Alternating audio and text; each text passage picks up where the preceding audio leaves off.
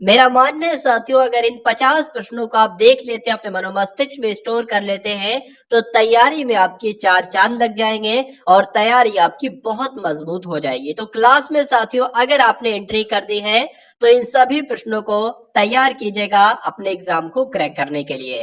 तो पहला प्रश्न आपकी स्क्रीन पर है कि खजुराहो की गुफाएं साथियों किस राज्य में स्थित है। तो एग्जाम में अगर ये प्रश्न आपकी स्क्रीन पर आए तो मध्य प्रदेश आपको लगाना है, क्योंकि खजुराहो की गुफाएं साथियों मध्य प्रदेश में ही स्थित है। उसके बाद देखिए जो जामा मस्जिद साथियों दिल्ली में, यानी कि दिल्ली की जामा मस्जिद को किसने बनवाया था, किसने इसका निर्माण किया था, जिसने आगरा के ताजमहल का निर्माण करवाया था उसी ने साथियों दिल्ली की जामा मस्जिद का भी निर्माण करवाया था।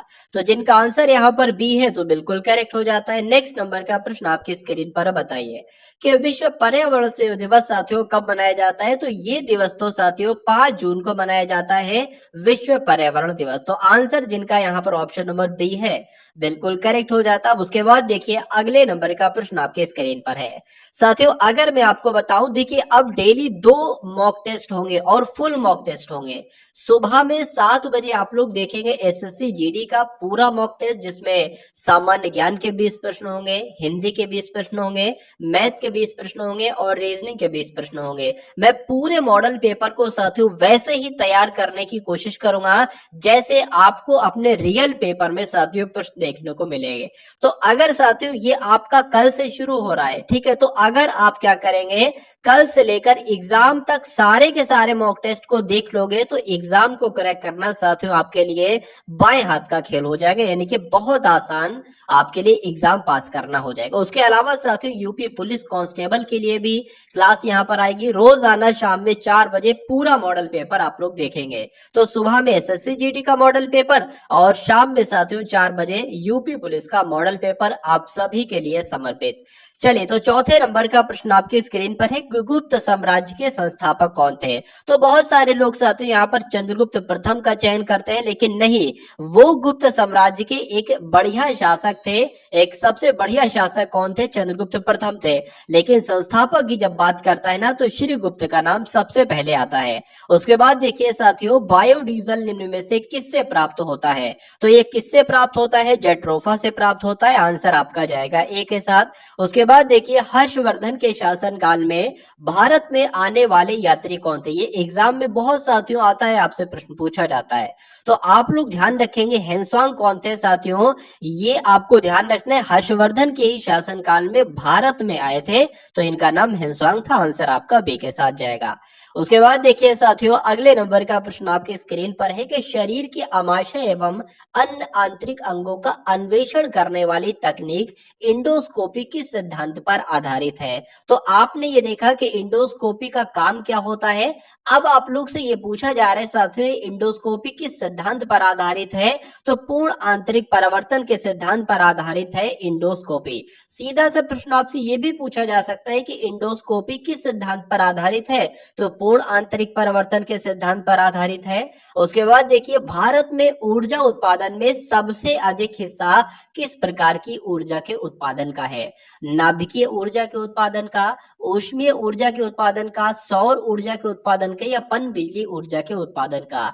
तो यहाँ पर साथियों अगर बात करें तो ऊष्मीय ऊर्जा के उत्पादन का आपको ध्यान रखने, यानी कि भारत में ऊर्जा उत्पादन में सबसे अधिक हिस्सा जो है ना वो ऊष्मीय ऊर्जा के उत्पादन का है। तो जिनका आंसर यहाँ पर बी है बिल्कुल करेक्ट है। अब उसके बाद देखिए कि अमजद अली खान साथियों किस वाद्य यंत्र के वादन से संबंधित थे, यानी कि ये क्या बजाया करते थे। अमजद अली खान आपसे ये पूछा जा रहा है। तो ये तो साथियों सरोद बजाया करते थे, जैसे कि वीणा है ना सितार, ऐसी सरोद भी होता है। तो आपको ध्यान रखना है अमजद अली खान सरोद वादक थे, यानी कि सरोद को बजाया करते थे। आंसर आप फाइनल सिलेक्शन के लिए मैं लेकर आ चुका हूँ आपके सामने एसएसजीडी का एक ऐसा प्रैक्टिस सेट मेरे दोस्त जो रोजाना आपको रात को 8 बजे देखने को मिलता है। इससे पहले एक बुक की बात कर लेते हैं। एसएसजीडी की आपकी एक नई बुक लॉन्च हुई है मेरे दोस्त, जिसमें न्यू पैटर्न आधार पर 2025 के आधार पर पूरा सिलेबस होगा ऑल एग्जाम क्लास के ऊपर, ठीक है ना।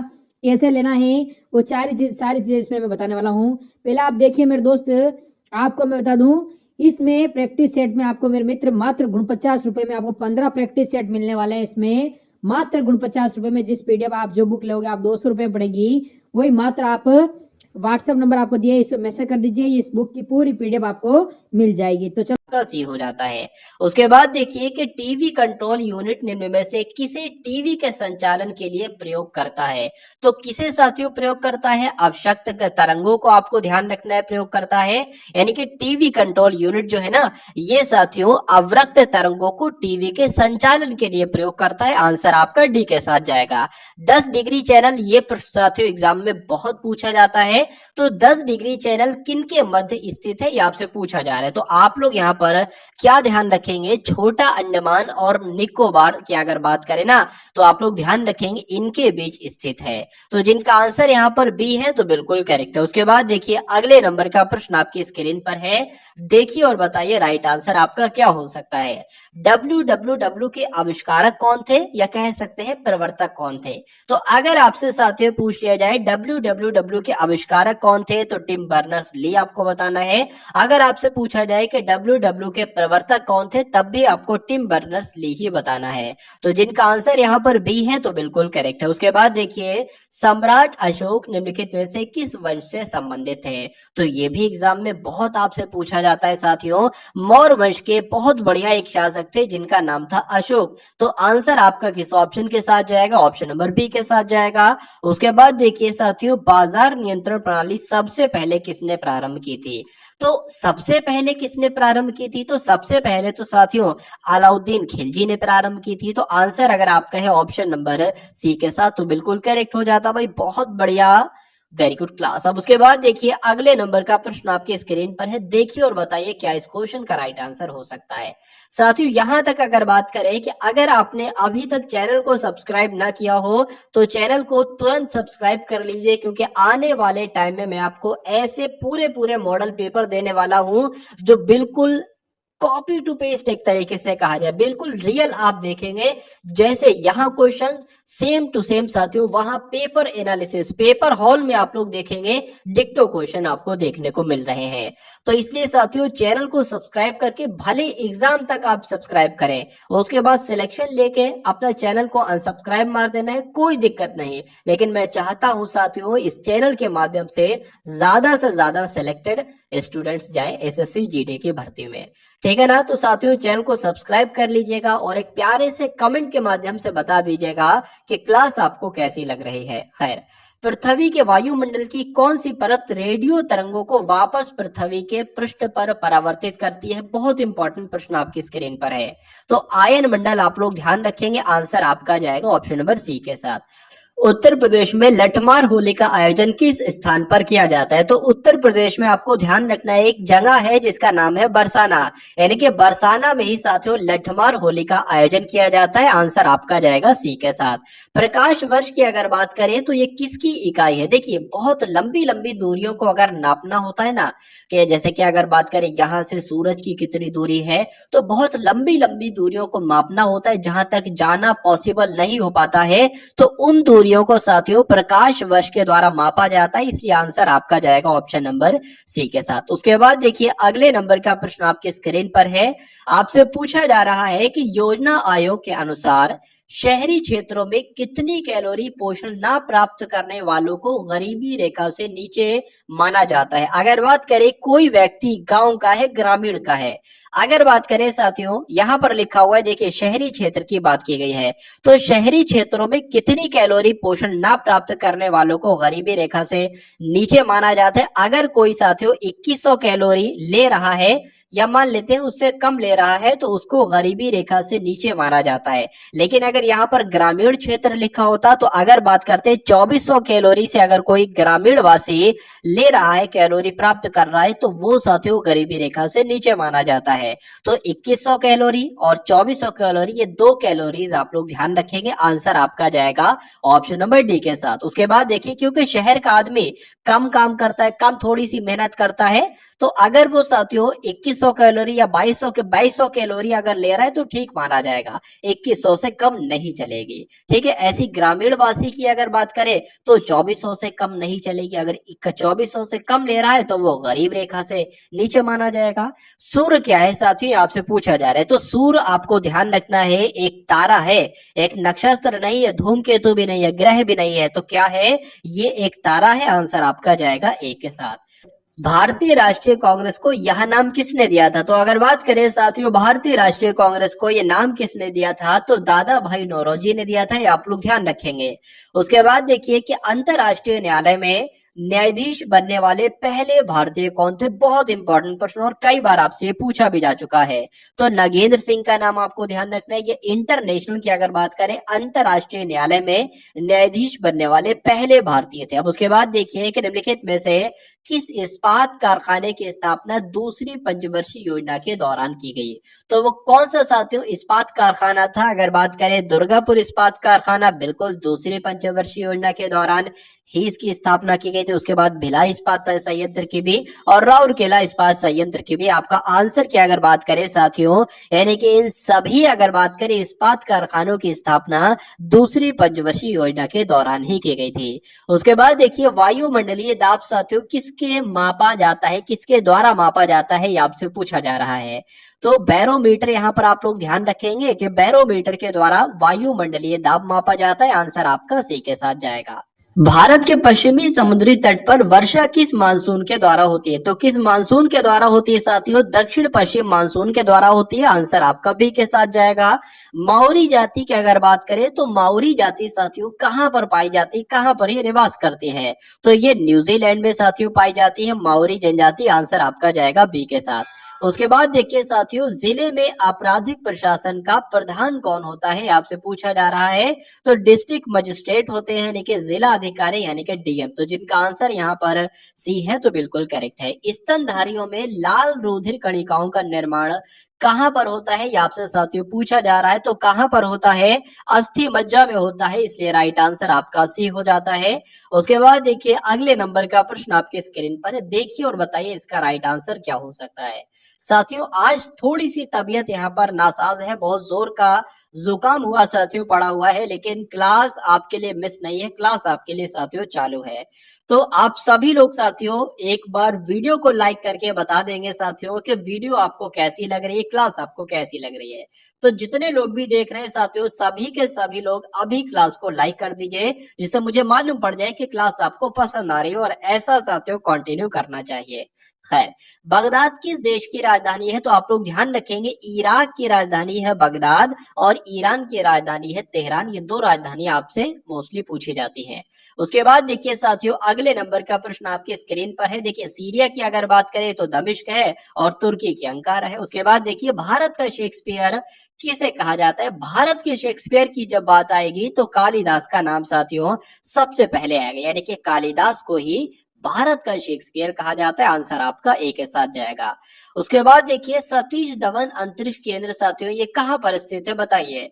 तो ये कहां पर स्थित है? आंध्र प्रदेश में स्थित है। कहां पर? आंध्र प्रदेश के श्रीहरिकोटा में सतीश धवन अंतरिक्ष केंद्र स्थित है, इसलिए आंसर आपका जाएगा बी के साथ। दक्षिण एशियाई क्षेत्रीय सहयोग संघ यानी कि सार्क की अगर बात करें तो इसकी स्थापना साथियों कब की गई थी? तो इसकी स्थापना तो साथियों 1985 में की गई थी।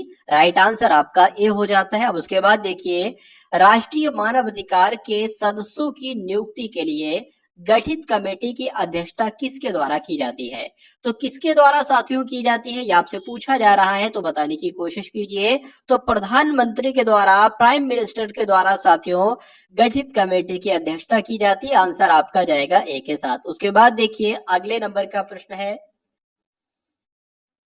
चलिए जीएसटी परिषद के सदस्य निम्न में से कौन होते हैं? तो जो जीएसटी परिषद के सदस्य होते हैं ना, ये आप लोग ध्यान रखेंगे साथियों, ये राज्यों के वित्त मंत्री होते हैं। उसके अलावा केंद्रीय राजस्व राज्य मंत्री होते हैं, इसलिए ए और बी आपका बिल्कुल करेक्ट हो जाता है और आंसर आपका जाएगा डी के साथ। नोटबंदी का उद्देश्य क्या था, ये आपसे पूछा जा रहा है। तो नोटबंदी साथियों क्यों की गई थी? क्या काले धन को अर्थव्यवस्था की मुख्य धारा में लाना, यानी कि जितना भी काला धन छुपा हुआ था ना उसको सामने लाना, अर्थव्यवस्था की मुख्य धारा में लाना, यानी कि उसको सामने लाना कि हाँ भाई पता चले इतना काला धन है। नकली मुद्रा पर रोक लगाना, जब नोटबंदी होगी ना, देखिए जब नोटबंदी हुई थी तो उसके मकसद क्या क्या थे कि मालूम करना कि काला धन कितना लोगों ने छाप रखा है, ठीक है, और नकली मुद्रा पर रोक लगाना। जब देखिए नोटबंदी हो जाएगी तो जितनी लोगों के पास पैसे हैं जितने भी पैसे हैं, जो भी जिस पर नोटबंदी हुई थी, तो वो सारे बैंक में जमा होंगे एक तरीके से, ठीक है, उनके बैंक में जमा होंगे। लेकिन जब वो बैंक में अपना असली नोट लेकर आएंगे तो असली नोट तो जमा हो जाएंगे, लेकिन जो नकली मुद्रा है वो नहीं जमा हो पाएगी। क्यों? क्योंकि बैंक वाले पहचान लेंगे कि ये तो नकली मुद्रा है और ये कैसे जमा कर ले, तो उसकी वहां पर पकड़ हो जाएगी। इसलिए साथियों नोटबंदी जो है वो की गई थी। उसके अलावा साथियों आतंकी गतिविधियों की फंडिंग पर रोक लगाने के लिए तो ये भी एक उद्देश्य था। तो कुल मिला के अगर बात करें, आंसर आपका जाएगा डी के साथ। उसके बाद देखिए कि भारत ने अपने किस पड़ोसी देश में सलमा बांध की स्थापना की है। तो वो कौन सा देश है साथियों? उस देश का नाम है अफगानिस्तान। और अफगानिस्तान ने ही अपने पड़ोसी साथियों अगर बात करें अपने देश में सलमा बांध की साथियों स्थापना की थी। यहाँ पर ये लिखा हो भारत ने किस पड़ोसी देश में, भारत के किस पड़ोसी देश ने, तो ये अफगानिस्तान भारत का ही तो पड़ोसी देश है और अफगानिस्तान ने सलमा बांध की स्थापना की थी। उसके बाद देखिए साथियों नेक्स्ट नंबर का प्रश्न आपके स्क्रीन पर है, आपसे पूछा जा रहा है कि मोहनजोदड़ो स्थल की खोज किस भूवैज्ञानिक के द्वारा की गई थी। तो मोहनजोदड़ो की साथियों खोज किसने की थी? तो राखाल दास बनर्जी ने की थी। आंसर आपका बी के साथ जाएगा। और साबरमती में सत्याग्रह आश्रम की स्थापना किसने की थी? तो ये तो साथियों महात्मा गांधी जी ने की थी। आंसर आपका भी हो जाता है। उसके बाद देखिए गणगौर किस राज्य का लोक नृत्य है? तो गणगौर की अगर बात करें ये नृत्य कहां पर किया जाता है? तो ये तो साथियों राजस्थान में किया जाता है। आंसर आपका जाएगा ऑप्शन नंबर सी के साथ। और जिनका आंसर यहाँ पर सी है तो बिल्कुल करेक्ट है। उसके बाद देखिए नागार्जुन सागर बांध परियोजना ये किस नदी पर है बताइए। तो नागार्जुन सागर बांध परियोजना साथियों अगर आपका आंसर यहाँ पर कृष्णा नदी है तो बिल्कुल करेक्ट हो जाता है। उसके बाद देखिए हर्षवर्धन द्वारा रचित नाटक इसमें से कौन सा है बताने की कोशिश करेंगे आप सभी लोग। तो हर्षवर्धन की अगर बात करें साथियों रत्नावली किसके द्वारा रचित नाटक है? ये हर्षवर्धन के द्वारा ही तो रचित नाटक है। आंसर आपका डी हो जाता है, डी नहीं बल्कि ए हो जाता है। उसके बाद देखिए शाहनामा के लेखक कौन है बताइए।